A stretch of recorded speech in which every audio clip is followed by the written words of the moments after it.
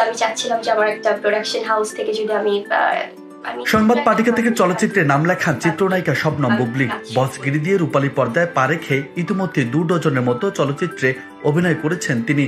চলচ্চিত্রের পাশাপাশি ফটোশুটে ব্যস্ত সময় যাচ্ছে তার। আর এসবের মাঝেই নতুন খবর দিলেন এই নায়িকা। জীবনের নতুন এক অধ্যায় শুরু করতে যাচ্ছেন বুবলী। ক্যারিয়ারের 1 দশকে এসে প্রযোজনা সংস্থা খুললেন তিনি। সামাজিক যোগাযোগ মাধ্যমে খবরটি নিজে জানিয়েছেন নায়িকা। তার প্রতিষ্ঠানের নাম বিগ। এর পূর্ণ নাম বুবলী ইনোভেটিভ গ্রুপ।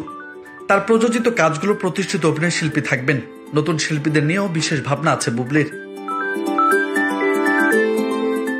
এক ভিডিও বার্তায় তিনি বলেন, আমি চাই সবাইকে নিয়ে কাজ করতে। এখানে প্রতিষ্ঠিত কলাকৌশলীদের পাশাপাশি নতুনরাও থাকবেন। অনেকে হয়তো ভালো কাজ করেন, কিন্তু নতুন হওয়ার কারণে বড় কোনো কাজের সুযোগ পাচ্ছেন না। সেই শিল্পীদের নিয়ে কাজ করতে চাই।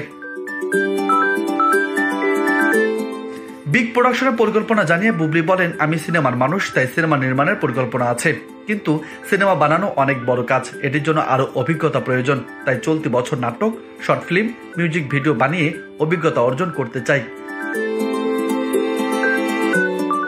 যাত্রাটা শুরু হবে কোরবানি ঈদের নাটক দিয়ে। এর পাশাপাশি অন্যান্য কাজও আসতে থাকবে। বিগ প্রোডাকশন থেকে সিনেমা নির্মাণ হবে আগামী বছর।